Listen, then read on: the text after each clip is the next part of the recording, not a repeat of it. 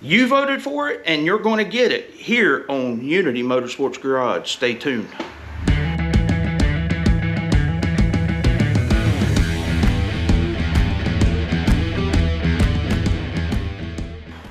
So a few days ago on my community post, I put a poll out there about building a max effort NITROUS Godzilla engine.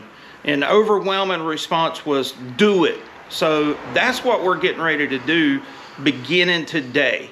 I'm super excited about this because this engine has been sitting over here at Micah's shop for probably a year and a half.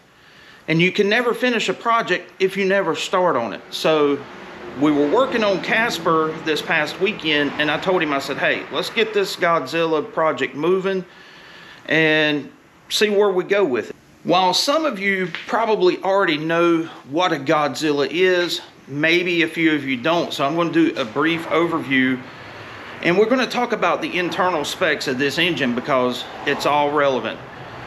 In 2020, Ford introduced the 7.3 Godzilla as a replacement engine for the Ford 6.2 single overhead cam engine.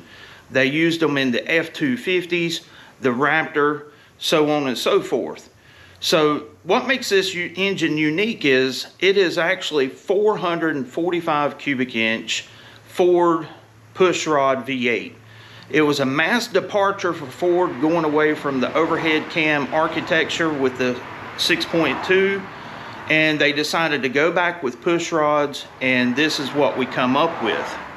So how does the 7.3 Godzilla stack up against other conventional Ford engines? Well, is it a small block or a big block? If you Google it, it says it's a big block. I don't buy that, and here's the reason why.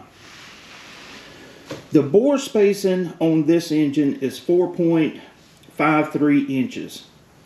The deck height is 9.65. It is actually slightly larger than Ford Windsor, but yet smaller than the Ford FE in bore space.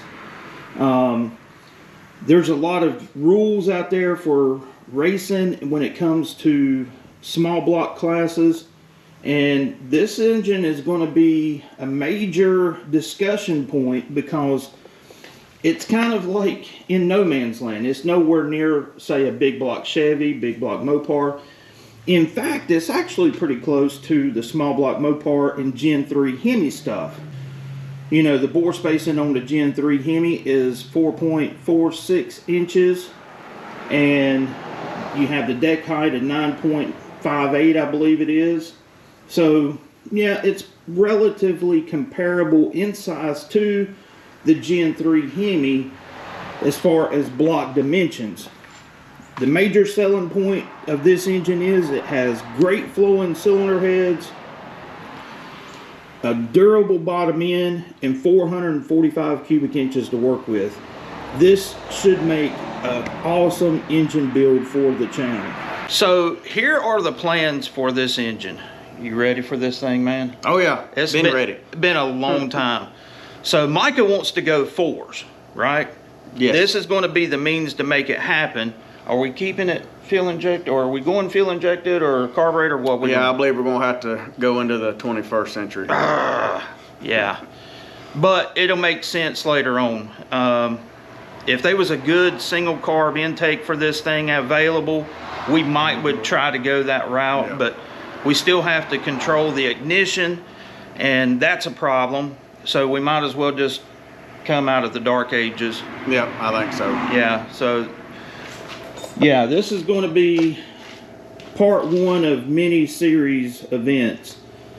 First thing we got to do is get all this stuff separated. I've got to get a cylinder head off of the engine so that I can get it on the flow bench, find out what we're working with, how far we can go, and then a pretty cool surprise, going to be doing some collab work with Daniel Powell at Powell Cams. He's going to develop rocker arm setup for this thing, some valve train components, lockout phasers. I don't know what all he has in store, but we're going to take the long block down to his place here shortly and let him get started on all that while I'm working on the cylinder head.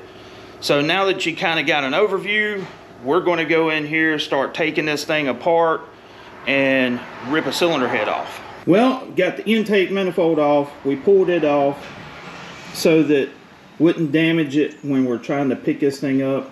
I pulled the exhaust manifolds off. The intake manifold looks very similar to a Coyote of all things. There's one of those sitting over there, all Coyote junk. So we're moving right along. I'm debating on whether I'm going to pull this head right now or try to get this thing put on the engine stand and break this combination apart.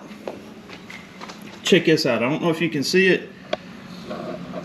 Big old porch down in there. And it has one weird looking short turn radius. We'll see how all this works out. I got the exhaust studs out of it. Even though this is an inline valve head, the valves are actually canted. It's not much, but it's very reminiscent to the Cleveland, just like the thermostat housing right there in the block. I talked about all this in my video that I did about a year ago, talking about Godzilla not actually being an LS copy. So even though that does look pretty similar. Alright, this is moment of truth right here. We're going to yank the head off the Godzilla, see what this thing's all about. 445 inches of Ford goodness. Last bolt.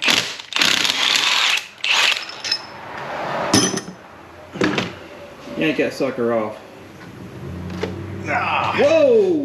there you go. There it is. And that's pretty hefty boards. What is that? 4.22 inch bore, I think it is. Yeah, 4.2 something. And there's the chambers in the cylinder head. Yeah, buddy. And them look a lot like LS lifter trays to me. They really do. Or Gen 3 Hemi. Yeah, they've got a similar setup too. Man, that's pretty snazzy. Now that we've got it apart, what's the plan? The plan is we're going to build a high compression, a lot of nitrous build that's going to make a ton of power. We're going to have to be well over 1,000 to make this thing do what we want it to do. I know Eric Weingardner, Darren Morgan, Chad Spears, or Charlie Vasidio. None of those guys I'm not, but I am going to do flow test work on the cylinder heads, port them, maybe get some good valves in it, figure out the valve train, and then we're going to take the short block, the other head, down to Daniel Powell's so that he can do his valve train development, getting cams ground for it and other things. I don't know what all he has in store, but it's going to be really exciting. So this is a different type of build than what you've seen thus far. I hope to get Brian Wolf on the channel for a live chat because I'm going to be relying on his knowledge because he knows the strengths and weaknesses of this engine. And just like any engine, it does have weaknesses. So we're going to have to figure out that learning curve. And until next time, this is Andy from Unity Motorsports Garage.